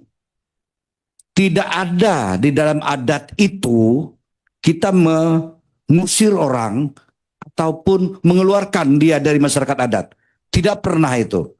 Yang ada hanya ada sanksi jika dia melakukan pelanggaran adat yang berat. Sanksinya apa? Tidak dilayani di dalam adat. Itu aja. Tapi kenapa di sini ada pengusiran, Pak Ketua? Dan pengeluaran dari masyarakat adat. Ini yang harus kita sinkronkan di negara Republik Indonesia ini. Nah, di sini yang perlu kita harus tekankan. Dan di sini sudah semuanya telah memaparkan tadi ada banyak sekali pelanggaran-pelanggaran dari Komisi Perlindungan Perempuan dan Komnas HAM tadi. Ada banyak sekali pelanggaran-pelanggaran undang-undang di situ. Ya, yang dimana itu turunan dari 1945, Undang-Undang 1945. Apalagi yang kita tunggu ini? Sudah selesai. Mari kita dorong, kita selesaikan. APH-nya, izin tadi APH-nya telah diundang tapi belum hadir ya Pak Bidan ya. Tidak mendapatkan izin. Bagaimana kita paksa cepat ini masuk ke dalam masuk ke dalam persidangan di peradilan sampai P21. Ya. Ini di sini semua sudah ada. Kita boleh mengintervensi Pak Dirjen. Boleh kita intervensi ini di dalam proses dari lidik sampai penyidikan, penetapan tersangka sampai ke P21 ke Kejaksaan Penuntut Umum dan sampai kepada persidangan nantinya. Jadi ini yang saya sangat sesalkan. Mari kita sama-sama. Di sini kita semua harus bertanggung jawab di sini. Karena dari Kementerian HAM, LPSK, Ketua dari Komnas HAM dan Perempuan itu semuanya melaporkan kepada pemerintah, eksekutif, legislatif dan yudikatif. Ya, dan semua paparan tadi sudah memenuhi semua unsur. Saya juga seorang advokat sebelumnya. Ya, ini sudah memenuhi unsur. Apalagi yang kita tunggu? Itu penekanan dari saya dan saya minta ini secepatnya terang benderang. Nenek Rauda sudah datang ke sini jauh-jauh, tadi telah menjelaskan dan dari juru bicaranya. Jadi itu. Dan sekali lagi saya tekankan bagaimana itu masalah keadatan sampai itu terjadi. Dan akhirnya karena ini viral lalu dicabut itu. Karena viral. Coba kalau nggak viral, pengusiran dari adat, pengeluaran dari masyarakat adat, itu aneh bagi saya. Oke. Demikian mungkin yang bisa saya sampaikan. Terima kasih. Kasih. Lanjut. Pak Sugiat. Baik, Assalamualaikum warahmatullahi wabarakatuh. Yang kami hormati pimpinan Komisi 13 yang berhadir, anggota Komisi 13 yang hadir, dari Komnas HAM, Kementerian HAM, LPSK, Komnas Perempuan, Nek Saudah dan keluarga, serta tokoh masyarakat Sumbar yang berhadir. Saya pikir semangat kita sama di pertemuan ini bahwa kita harus mendapatkan hasil yang konkret dari pertemuan itu. Pertemuan ini, apa hasil konkret dari pertemuan ini adalah yang pertama keadilan bagi Nek Saudah. Ada dua keadilan yang harus ditegakkan dalam konteks kasus Nek Saudah, keadilan hukum dan keadilan adat. Yang pertama keadilan hukum. Ada dua indikasi pelanggaran hukum yang terjadi dalam kasus ini. Yang pertama adalah pelanggaran tambang ilegal. Semua institusi lembaga yang tadi hadir, Komnas HAM, Komnas Perempuan, LPSK, Kementerian HAM, sepakat bahwa ada tambang ilegal. Tambang ilegal itu adalah pelanggaran hukum. Apakah aparat penegak hukum sudah memproses itu? Itu yang pertama. Jangan seolah-olah tambang ilegal ini sesuatu peristiwa yang biasa-biasa saja. Seminggu yang lalu, pemerintahan Prabowo Subianto yang legal saja karena itu merugikan rakyat dicabut. 28. Ada 28 perusahaan perkebunan legal sah secara administrasi hukum, perusahaan tambang Aginkot di Tapsel, tapi karena dampaknya sangat merugikan rakyat dicabut. Apalagi tambang ilegal.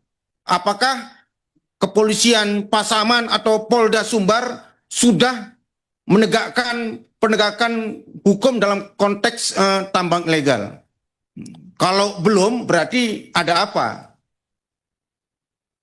Bisa saja nanti keputusan rapat ini salah satu rekomendasinya, kalau tambang ilegal dalam kasus Nek Saudah ini tidak ada tindakan dari aparat penegak hukum, apakah Polres Pasaman atau Polda Sumbar, ya kita bisa merekomendasikan supaya Kapolres Pasaman dan Kapolda Sumbar dicopot.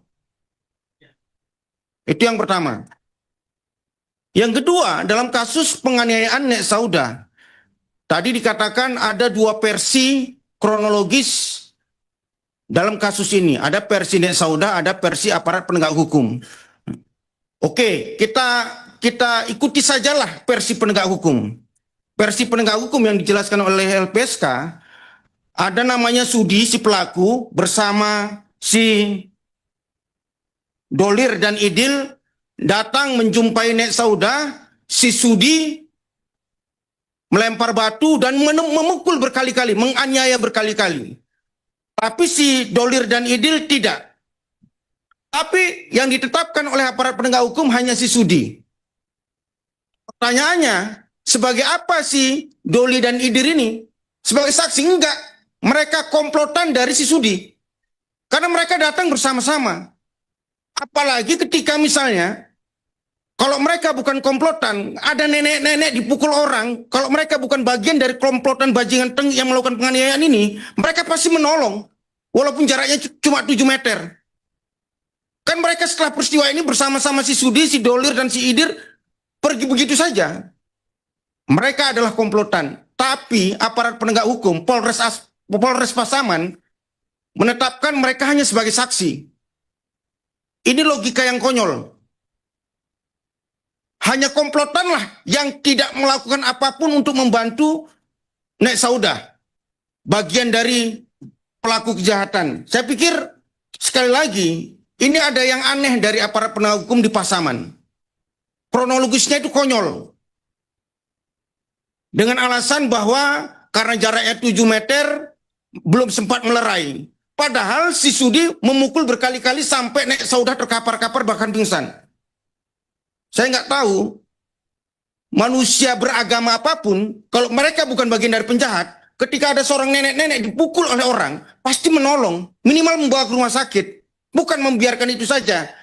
Dari logika itu saja, seharusnya pelakunya itu tidak satu. Pelakunya adalah komplotan. Tapi aparat penegak hukum, Polres Pasaman, itu tidak melihat itu. Pasti ada sesuatu di Polres Pasaman. Saya bisa saja langsung menuduh mereka bagian dari yang membackup tambang ilegal tersebut. Saya pikir di pertemuan ini harus kita tegaskan supaya nggak main-main lagi kita dalam kasus ini.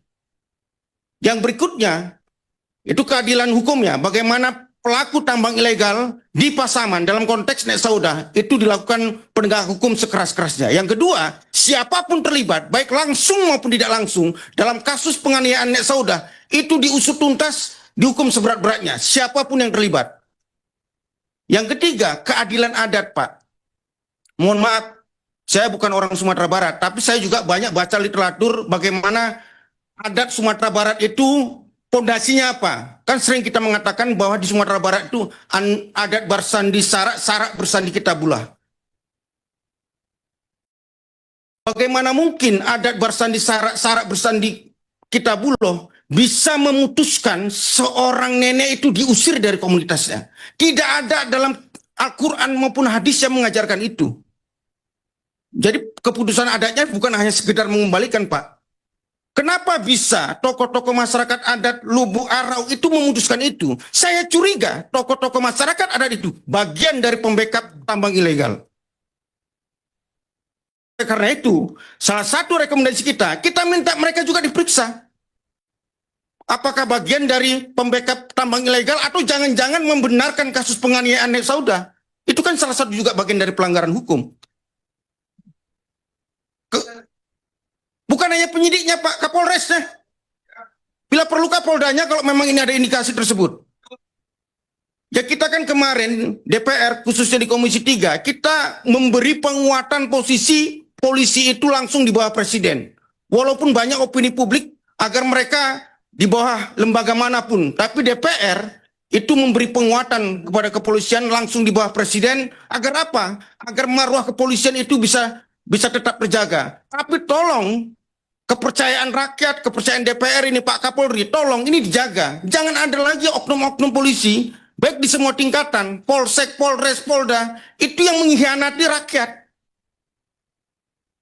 Udah kita kasih kado terbaik kepada kepolisian, masih ada kasus seperti ini.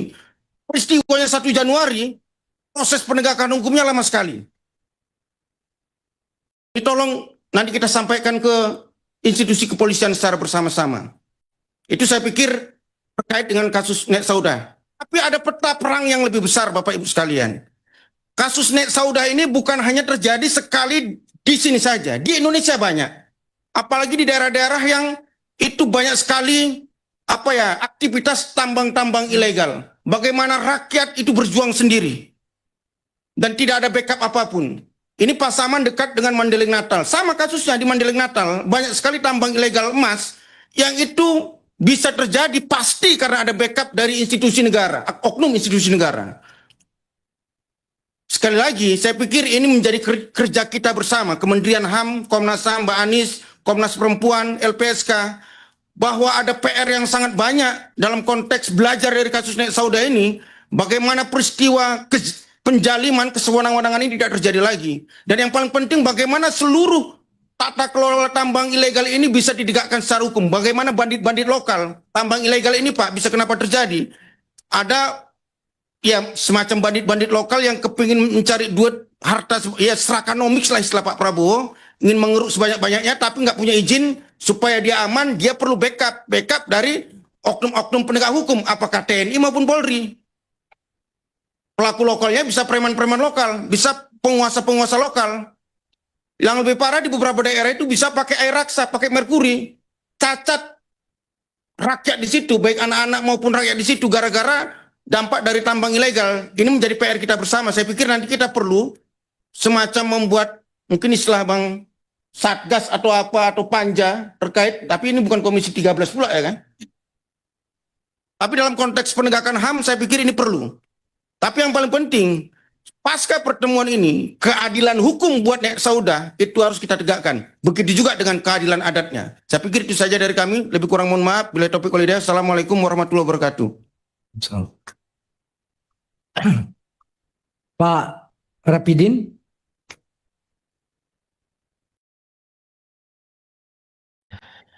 Terima kasih pimpinan dan teman-teman anggota. Dan yang saya hormati, hadir di sini dari berbagai instansi, ada dari Komnas HAM, Komnas Perempuan, LPSK, dan Kementerian HAM. Dan juga Ibu yang kita cintai, Nenek Saudah, dan seluruh keluarga, dan juga pengetua adat dari Sumatera Barat. Dari tadi saya menyimak dan mendengarkan, memang sungguh biadab perlakuan daripada yang menganiaya nenek Saudah. Kita lihat dengan mata kepala kita sendiri sekarang bagaimana keadaan nenek Saudah ini. Dia seorang nenek tak berdaya, tetapi dalam cerita ini ada sampai 4 orang yang menganiaya. Saya sangat mendukung apa yang disampaikan oleh Bapak pimpinan, yaitu Pak Sukiat. Di sini sepertinya kepolisian berpihak ini. Dan kemarin sudah viral, ada Kapolres yang dicopot karena tidak berlaku adil. Jadi ini juga Pak Ketua Pimpinan Sidang, ini marwah Komisi 13. Jangan sampai kita sudah mengadakan rapat dengan pendapat dengan korban, kita biarkan lagi, kita lepas lagi, ini harus kita tutup tuntas melalui APH. Jadi artinya, kalau memang Kapolres, Kapolsek, ataupun Kapolda di sana bermain-main, kita sepakat untuk mengajukan evaluasi terhadap Kapolda, Kapolres, dan penegak hukum yang ada di sana. Kita sangat prihatin ini. Dan saya minta juga, dalam kesempatan ini, saya sangat mengapresiasi Bapak Arisal Aziz dengan Pak Sadik yang sudah melaksanakan tugasnya pengawasan ke bawah. Dan sangat kami apresiasi sebagai perwakilan dari Komisi 13. Tapi saya melihat, ini maaf ini Pak Pimpinan, kinerja Komnas HAM ini masih perlu saya pertanyakan. Tidak pernah Komnas HAM ini untuk menjemput bola. Nggak tahu apa yang dikerjakan, apa yang kalian kerjakan di Komnas HAM itu. Apakah hanya melihat, membaca di koran, atau melihat banyak pelanggaran-pelanggaran HAM sekarang. Nanti kita rapat dengan Kementerian HAM, di sini juga nanti ada persoalan-persoalan yang kita buka. Jadi tolonglah, ini Komnas HAM. Baik Komnas HAM perempuan, Komnas HAM, ini perlu mengevaluasi diri dulu. Apakah sudah berjalan sesuai dengan tupoksi? Masa begitu banyak pelanggaran-pelanggaran HAM yang ada di negara kita ini? Ini Komnas HAM tidak pernah bersuara. Tidak tajam. Pak Rapidin, nanti itu di ruang khusus saja. Iya, sebentar Pak. Soalnya ini kan melihat nanti Ayu Ting Ting salah apa? Sebentar. Bu Meti duduk samping Pak Rapidin tolong. Betul Pak. Mohon izin Pak Ketua, saya teruskan, saya lanjutkan lah. Karena Pak Ketua sudah mengerem saya, oke lah. Nanti akan kita lanjutkan lagi. Tetapi itulah Pak Ketua. Ini potret satu orang saja yang masih ungkap ke permukaan seperti ini Pak. Seperti Nenek Saudah. Masih banyak di pelosok negeri ini, ya masih banyak di pelosok negeri ini seperti yang dialami oleh Nenek Saudah ini. Jadi kita sebagai Komisi 13 harus menunjukkan eksistensi wibawa dari Komisi 13 mengenai pelanggaran-pelanggaran hak asasi manusia ini. Dan juga tindak lanjut kepada penambang ilegal. Udah dia penambang ilegal, dia pula yang menganiaya. Ini sungguh keterlaluan. Tapi kalau saya Pak, saya bukan mendahului. Kalau kita diberikan bergotong royong untuk membackup Ibu Saudah dari segi ekonomi, saya siap sebagai anggota Komisi 13. Ya, terima kasih.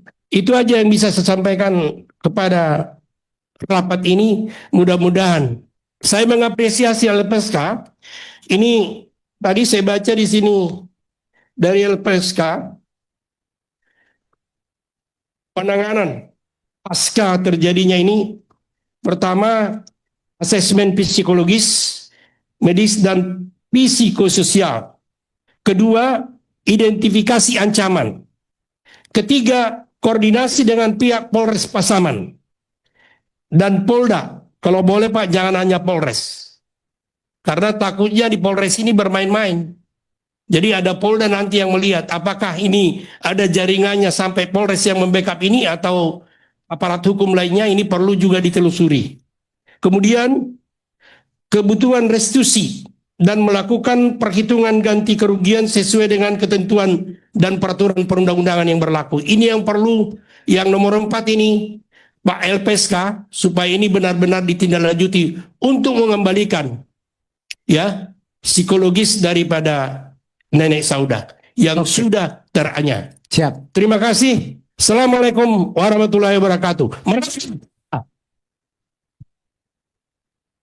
Bu Meti terakhir, tapi sebelum Bu Meti saya perpanjang 12.15 ya. Karena habis ini nggak cukup. Karena kita habis ini ada rapat. Ada dua, nanti kan juga agenda THRIK tentang child grooming kan. Nah. Enggak ya, maka kita jam 1 ada raker. Maka ini kita berhenti 12.15, saya perpanjang 15 menit. Terakhir Bu. Iya, Bu. Enggak, kan fraksi sudah semua tadi. Sudah. Ini PKS terakhir. Bismillahirrahmanirrahim. Assalamualaikum warahmatullahi wabarakatuh.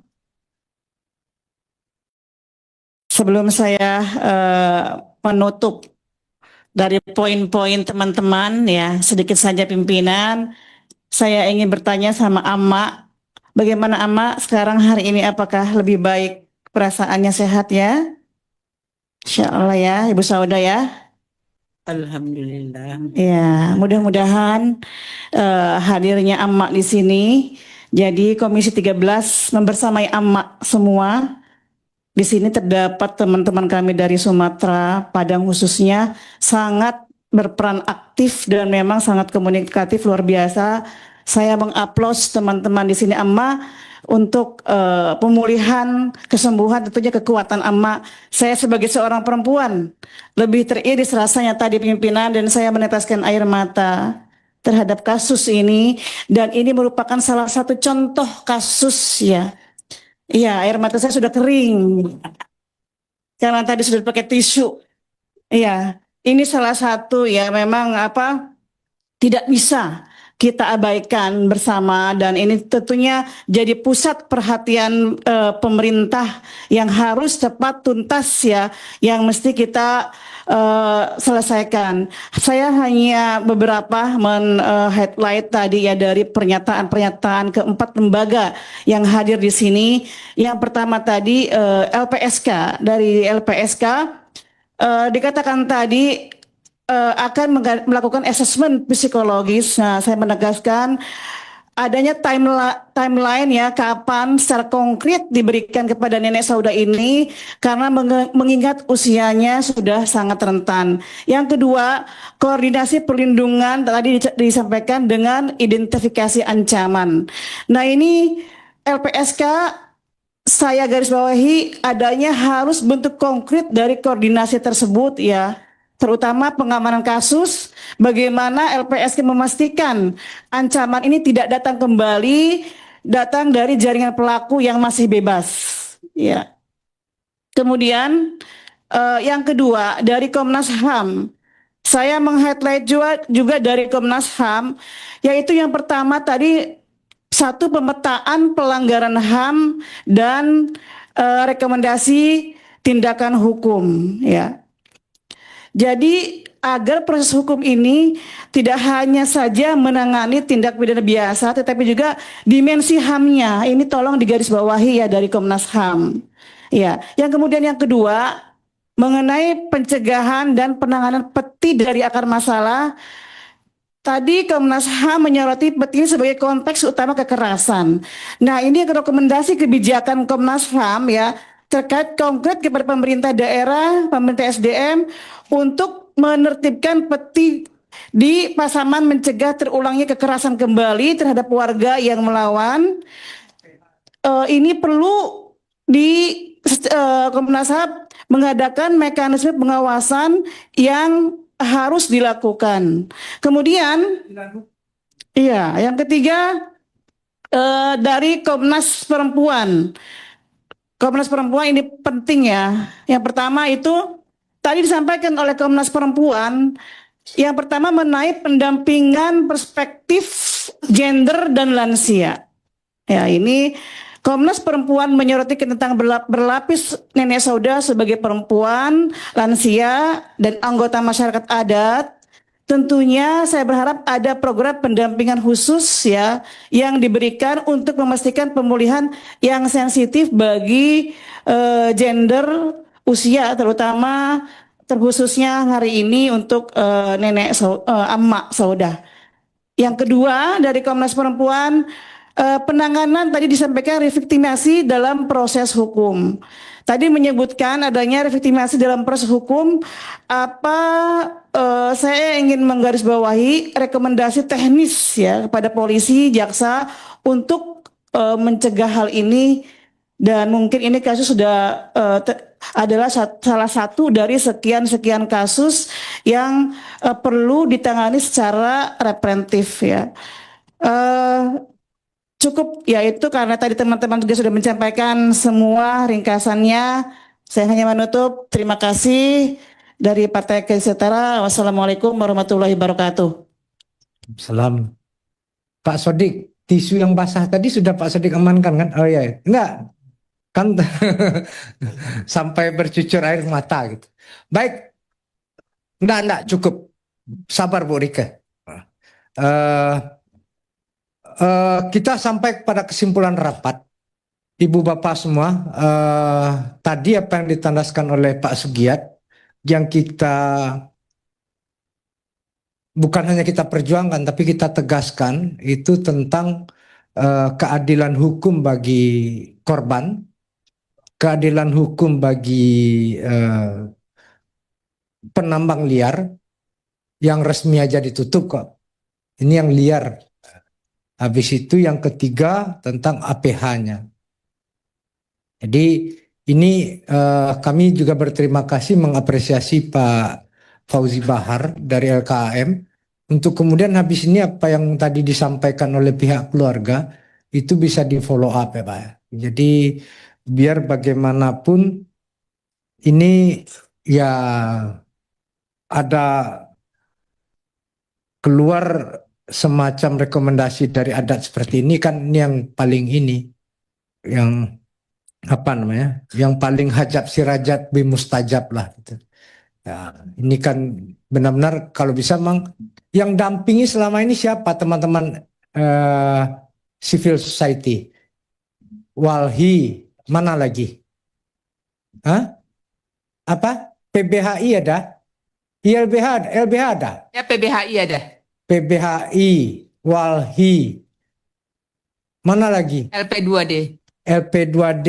LP2M, Pak. LP2M, ya. LP2M, habis itu aja. Nah, pengacaranya selama ini siapa, Pak? Dari pihak mana? Pengacara keluarga. Hah? Enggak, dari mana? Siapa yang membantu fasilitasi? Siapa? Komnas ini Sporadis saja. Hah? Sporadis. Komnas HAM Sumatera Barat datang? Ada. Datang. Ini yang dampingi secara hukum siapa? Baru masih pengacara keluarga, Pak. Enggak, makanya tadi kan udah disampaikan. Ada enggak? Secara hukum kita koalisi masyarakat sipil itu dimotori oleh Wali Sumatera Barat. Bukan, saya tanya, ada enggak yang akan mendampingi teman-teman ini? Bu Saudah. LBH ada pengacara enggak? PBHI ada pengacara enggak?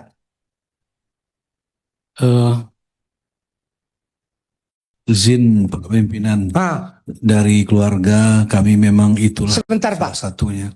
Bentar Pak. Siap. Belakang dulu Pak. Terima kasih pimpinan. Saya Wengki Purwanto, Direktur Walhi Sumatera Barat.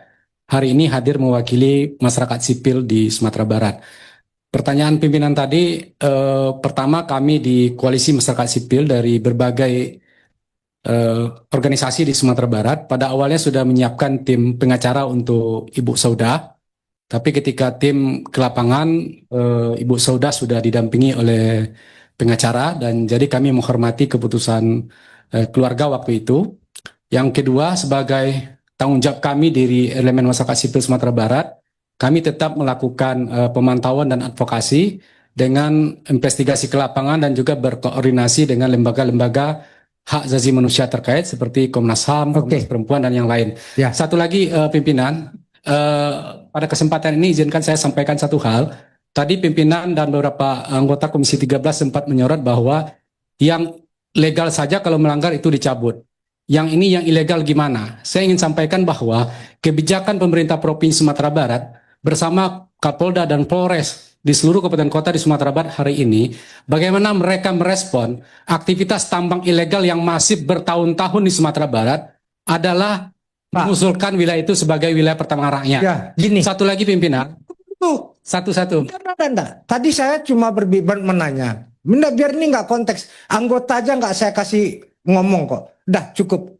Silakan. Tadi saya cuma bisa. Ini berkaitan dengan nenek Saudah. Enggak. Makanya Anda tadi sesuai dengan konteks saja. Saya nanya tadi siapa yang mendampingi secara hukum.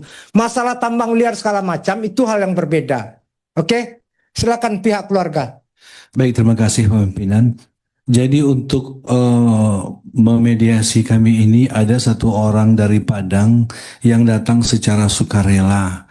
Namanya Rizal. Tetapi kami buktikan tidaklah seperti apa yang kita harapkan kevokalannya. Makanya kami minta kalau boleh berilah kami satu orang minimal pengacara yang bisa membantu Ibu Saudah ini. Izin pimpinan dari nih ya pimpinan, karena ini pengacaranya belum ada, sekarang saya putuskan pengacara dari saya ada. Langsung menampingi Bu Saudah. Alhamdulillah. Terima kasih Pak Haji Harizal Aziz. Oke. Baik, kita sampai kesimpulan rapat, tolong ditayangkan. Tapi kalau dari Komnas Perempuan LPSK, biasanya menyediakan pengacara atau tidak? Enggak ya? Oke, siap. Mang dari Pak Rizal Aziz luar biasa. Ya, ini kan juga selain perjuangan HAM, perjuangan dapil, Pak. Hidup dapil!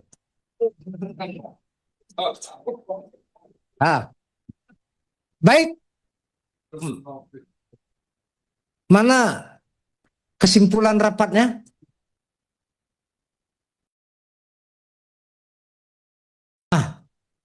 Rapat dengar pendapat Komisi 13 DPR RI dengan Direktorat Jenderal Pelayanan dan Kepatuhan Hukum Kementerian HAM, Komnas HAM, Komnas Perempuan, dan LPSK Senin 2 Februari 2026. 1. Komisi 13 DPR RI mendesak aparat penegak hukum untuk melakukan pengusutan tuntas terhadap siapapun yang terlibat atas pelanggaran pidana dan HAM yang dialami nenek Saudah yang dilakukan oleh pemilik dan pekerja tambang ilegal di Kabupaten Pasaman, Sumatera Barat. Begitu bahasanya? Atau ada koreksi? Yang kedua, komisi... Izin Pak Pimpinan. Ya. Di Pasaman itu bukan di Rau saja Pak Pimpinan. Ya.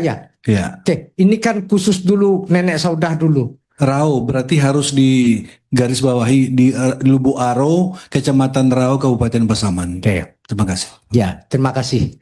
Di Kecamatan Rau, Kecamatan Rau, RAO.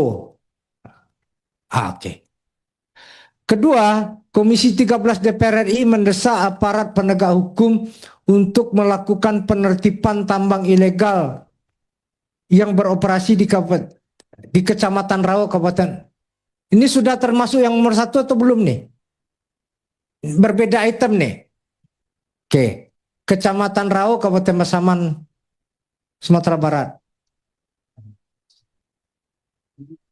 Oke, siap. Ketiga, Komisi 13 DPR RI meminta kepada Kementerian HAM, LPSK, Komnas HAM, dan Komnas Perempuan untuk mengawal proses penegakan hukum dan pemulihan hak asasi korban, termasuk memastikan keadilan hukum dan keadilan adatnya sudah tadi kan? Nggak usah. Keadilan adat hapus saja. Tadi Pak Fauzi kan dia bukan lembaga negara. Nanti kan dengan surat beliau kan sudah selesai itu. Keempat, Komisi 13 DPR RI menegaskan komitmen untuk secara aktif mengawal, melakukan pengawasan berkelanjutan terhadap tindak lanjut penanganan kasus Nenek Saudah, serta mendorong Komnas HAM untuk mengambil langkah nyata untuk memastikan negara hadir dan bertanggung jawab dalam melindungi hak azazi warga negara. Baik, itu ada koreksi? Pak Ketua, yang tadi disampaikan. Apa? Terkait koreksi kesimpulan? Yang nomor berapa? Saya izin Ketua sedikit saja. Enggak, ini terkait kesimpulan. Iya, kesimpulan. Nomor berapa? 1, 2, 3. Apa poinnya? Saya meminta langsung disebutkan pasalnya karena dalam proses penyidikan dari pasal 466 KUHP tentang penganiayaan ke penyidikan komprehensif sesuai dengan pasal 17 KUHP karena pelaku lebih dari satu. Yang kedua, mengembangkan kasus dengan... Tunggu, sebentar. Terus nomor 1 itu? Nomor 1 karena kita... maksudnya pasal itu menurut saya penting. Enggak. Makanya mau dibahasakan di mana? Di nomor 1 ini tentang penganiayaan. Komisi 13 DPR RI mendesak aparat penegak hukum untuk melakukan pengusutan. Begitu bahasanya atau dirubah? Ya, menggunakan bukan hanya pasal 466 KUHP tentang penganiayaan, tetapi kepenyidikan komprehensif sesuai pasal 17 KUHP.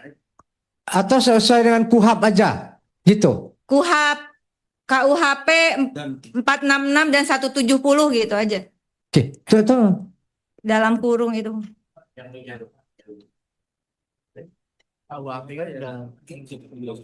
Ya, nanti bisa jadi bertambah atau sesuai KUHP aja? Ya, boleh. Yang kedua, mengembangkan... Itu sebentar, sabar Bu. Takut waktunya habis katanya. Iya ini. Takut saya sama Pak Ketua. Iya, memang harus takut sama Ketua. Oke. Pak Ketua takut sama istrinya, saya takut sama Ketua. Ini KUHP. Oke, clear ya. Nomor 2 apa? Mengembangkan kasus dengan Undang-Undang Nomor 3/2020 Pasal 158 tentang pertambangan tanpa izin dan Undang-Undang Nomor 32/2009 Pasal 99 tentang perusakan lingkungan karena akar konflik terkait aktivitas tambang ilegal di lahan korban. Jangan lupa masalah utamanya. Yang ketiga, betul sabar. Ini belum ditulis, Bu.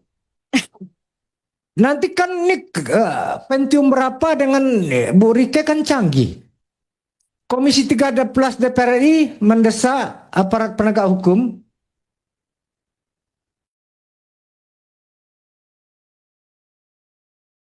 apa bahasa Bu? Mengembangkan kasus berdasarkan pasal 158 Undang-Undang Nomor 3 Tahun 2020 sesuai dengan peraturan perundang-undangan yang berlaku. Jangan ada yang berlaku Pak Ketua, jangan menyebutkan pasal. Oke. Oke, kalau enggak Undang-Undang Nomor 3 Tahun 2020 dan Undang-Undang 32 Tahun 2009. Sesuai dengan peraturan perundang-undangan yang berlaku aja. Enggak, ya makanya undang-undang nomor berapa itu? Peraturan perundang-undangan nomor undang-undang tentang apa itu Minerba?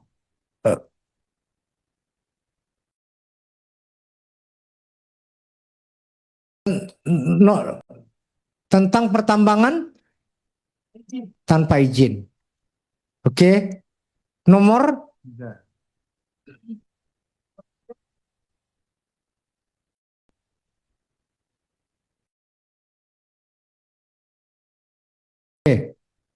Nomor 3 tahun 3 2020. Oke. Dan 32 2009. Dan nomor 32 tahun 2009. Undang-Undang nomor 32. Dan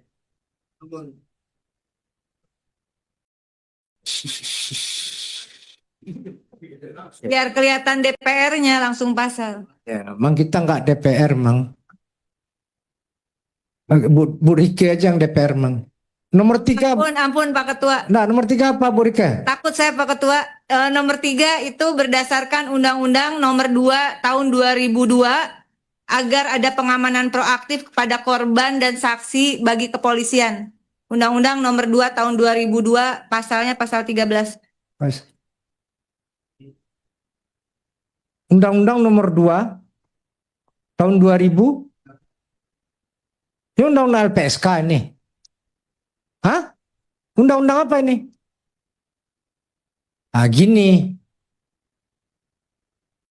Ya gini, kita ini Bu Rike sudah meminta untuk menghadirkan APH, tapi kan tidak diizinin.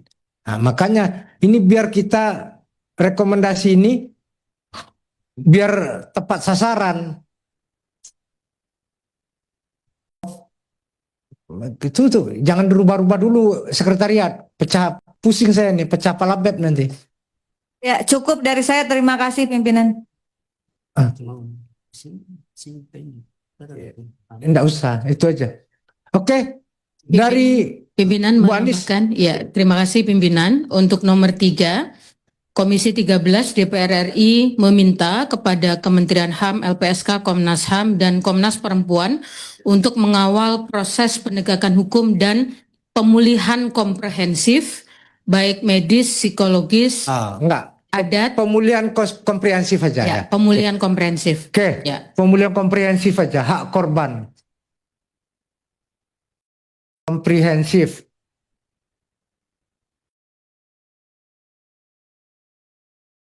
Oke. Ada lagi Komnas Perempuan? Ya, terima kasih pimpinan. Tadi terkait dengan APH ya, meskipun tadi sudah disampaikan bahwa sudah meminta tetapi tidak diizinkan ya dari Komisi 3. Apakah mungkin jika merekomendasinya adalah kepada Ketua DPR untuk melakukan merekomendasikan kepada Ketua DPR untuk melibatkan komisi terkait ya, atau Komisi 3 dan komisi terkait, karena ini kan soal tambang, ini kan ada Komisi 3, ada komisi lain ya yang mengurusi tambang. Menurut saya juga penting ya supaya ada penyelesaian secara komprehensif gitu. Itu lebih baik, penyelesaian secara komprehensif terkait ini. Tambang ilegal. Bukan hanya tuh tadi APH, tambang, dan yang Rike bilang Minerba, kan akarnya kan tambang. Dan itu tidak di komisi kita kan. Itu. Jadi gitu. Jadi rekomendasinya kepada Ketua DPR. Bukan. Komisi 13 DPR RI mendorong untuk penyelesaian lintas komisi. Habis ini kita rekomendasi itu ke pimpinan DPR. Cocok, mantap. Oke, ada lagi? Ini mau lagi ditulis Pak. Kecepatan tangan dengan kecepatan kepala berbeda Pak. Mendorong penyelesaian yang komprehensif lintas komisi terkait dengan akar masalah dan penyelesaian masalah. Izin Ketua boleh menambahkan dari Komnas Perempuan? Ya. Kami memandang penting untuk merekomendasikan juga kepada pemerintah daerah untuk membangun transformasi sosial untuk pencegahan konflik di masyarakat karena ada potensi konflik horizontal terkait perbedaan pandangan dalam penyikapan tambang. Kemarin kami cukup melihat ada potensi konflik di daerah tersebut. Sehingga penting untuk pemerintah daerah melakukan peran-peran transformasi pencegahan konflik. Apa bahasanya itu? Tapi Pak Fauzi, Pak Rizal Aziz kemarin didamping Bupati enggak? Bupati atau Wakil Bupati? Bupatinya ikut? Ya, terutama relokasi Wakil Bupati. Dan lagi rapat di kantor Bupati, Bupatinya hadir. Komitmen Bupatinya bagus. Bu, oke Bu. Ya, baik. Terima kasih Ibu Bapak semua. Pak Wawan, apalagi Pak Wawan? Dikit aja Pak, di poin 3 ditambahkan proses penegakan hukum dan pelindungan saksi dan korban. Minta tolong ditambahkan di dalam setelah proses penegakan hukum. Ya, masuk barangnya. LPSK, Bu. Kalau nggak ada cantelannya itu nggak bisa kerja dia, Bu. Iya. Sedikit pimpinan. Ya, terakhir ya. Ya, di poin 3, karena ini kan semua lembaga sudah dihadirkan, tadi semangatnya sama kita terhadap kasus ini. Jadi saya mengusulkan di poin ketiga itu ada kata untuk mengawal secara bersama. Karena nanti dalam tindak lanjutnya bisa resonansinya lebih mantap itu. Ya. Oke. Apa bahasanya? Mengawal. Untuk mengawal secara bersama-sama ditambahkan itu. Ya, mengawal bersama-sama. Ya, jadi. Yalah, walk hand in hand ya. Baik, terima kasih. Apa yang kita ikhtiarkan hari ini semoga menjadi keadilan tidak hanya bagi nenek Saudah, tapi bagi korban-korban yang lain yang masih diam di bawah teror dan tekanan. Semoga apa yang kita kerjakan hari ini juga mendapatkan ridho di sisi Allah Subhanahu wa taala yang Maha Kuasa. Saya tutup billahi taufik wal hidayah. Assalamualaikum warahmatullahi wabarakatuh.